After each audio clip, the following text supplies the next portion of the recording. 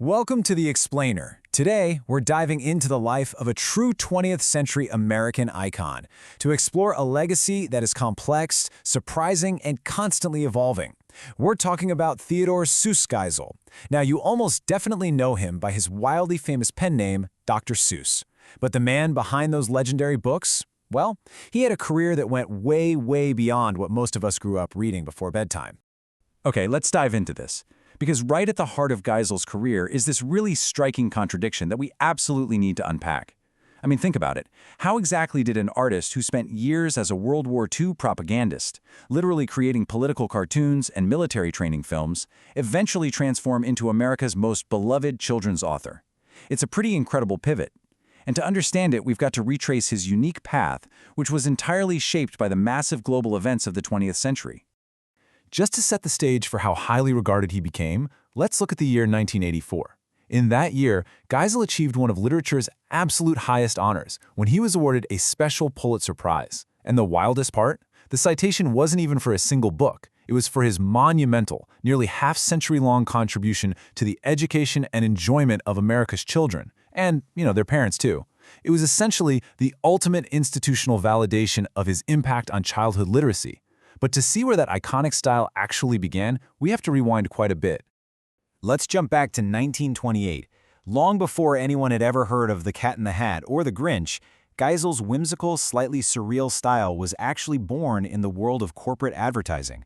For example, check out this 1928 advertisement for a bug spray called Flit, which was a product made by Standard Oil. He coined the catchphrase, "Quick Henry, the Flit," and it just took off. It became wildly popular all across the country. What's really fascinating here is how these early advertising campaigns built the literal foundation for his entire career. Geisel worked on the Flit campaign for 17 years, starting right around the onset of the Great Depression. So this reliable corporate work for Standard Oil, promoting things like Essilube and bug spray, provided him with some very much needed financial security. But more importantly, it served as his creative laboratory. He started introducing these totally bizarre zoological oddities into his ads. I'm talking creatures with names like the Motorospas and the Xerodacus. Geisel himself later admitted that this advertising work was a real game changer because it taught him conciseness and the absolute crucial skill of marrying pictures with words. But then, as the world plunged into the turbulent era of World War II, Geisel's focus completely shifted. In 1941, he started drawing political cartoons for the left-leaning PM magazine in New York. By 1942, as national anxiety was absolutely spiking, he was publishing cartoons addressing domestic security. And then by 1943, he officially joined the military, working in a highly specialized Hollywood-based unit known as Fort Fox. And this brilliantly illustrates that transition. Take a look at this 1941 cartoon. We've got a bird wearing an Uncle Sam hat, sitting super complacently in a chair while a literal blitz of bombs falls all around it. The text reads, "Set a bird in the midst of a blitz. Up to now, they've scored very few hits, so I'll sit on my canny old star-spangled fanny, and on it he sits and he sits." You can totally see it, right? Geisel is using his incredibly recognizable, playful rhyming scheme and that whimsical art style, but he's using it for a deadly serious purpose, urging an isolationist America to finally pay attention to the war raging in Europe. His wartime satire was incredibly effective. Newsweek actually described it at the time as razor keen. In another really powerful illustration from 1941, Geisel depicts Adolf Hitler and Benito Mussolini being carved right into a mountain, openly mocking them as the liberators of America. The overarching message of this piece was urging Americans to buy United States savings bonds and stamps to fight fascism. He was quite literally using his pen as a weapon to mobilize the American public. Now, this desire to serve eventually led him to formally join the U.S. Army. He got assigned to the Signal Corps under the command of Oscar-winning director Frank Capra, and it was here that Geisel helped develop Private Snafu, an animated cartoon character used by the Army to educate troops on military protocols, security, and hygiene in a really humorous, engaging way. So he essentially learned how to perfectly blend instruction with entertainment, which, as we know, is the exact skill that would define his later career. In fact, for his exceptionally meritorious service in producing these training films, Geisel actually won the Legion of Merit. However, to truly understand the artist, we have to look at the complete picture of his wartime output.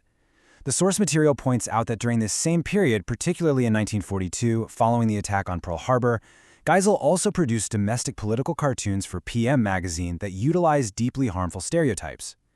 These specific cartoons depicted Japanese Americans as a disloyal fifth column, relying on racial caricatures that really fueled the hysterical suspicions of that time.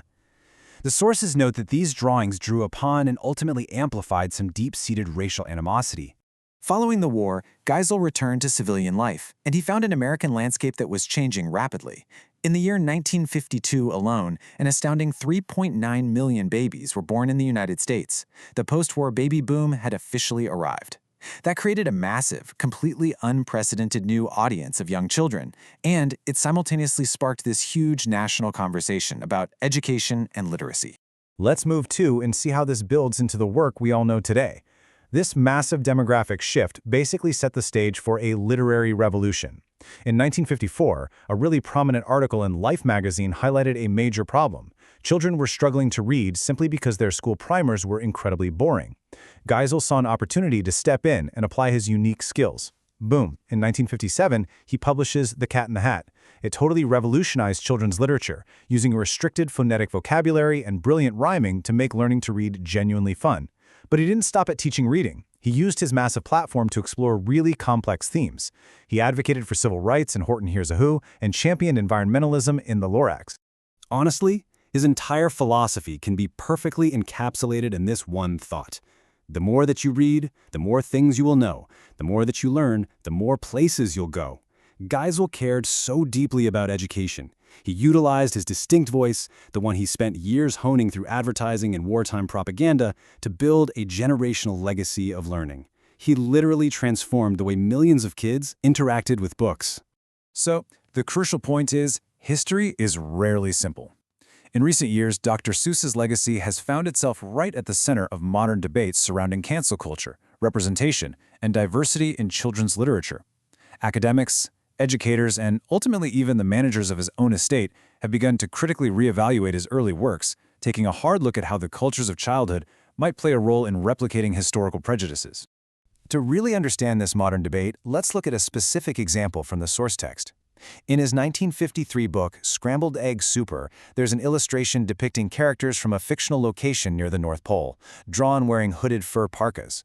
Modern critics and cultural scholars point to this and other similar illustrations throughout his early catalog as relying on culturally insensitive caricatures and stereotypes. It's exactly this kind of imagery that has sparked some really intense academic and public discussion about authorial responsibility in the modern era. And that brings us to the really stark duality of his legacy as it stands today. On one side, you have his 1984 Pulitzer Prize, representing this towering, undeniably positive impact on global childhood literacy. But on the other side, you have the modern reality that Dr. Seuss Enterprises, the very organization that protects his brand, voluntarily decided to cease the publication of 6 of his earlier titles, acknowledging that they portray people in ways that are hurtful and wrong.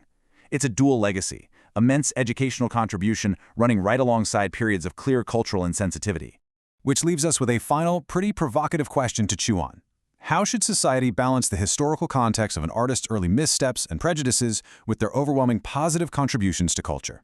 It's a complex question, and there's definitely no easy answer. But exploring the complete, unfiltered evolution of Theodor Geisel's career gives us the vital context we actually need to have that conversation. Thank you so much for joining me for this explainer. Keep asking questions, and I'll catch you next time.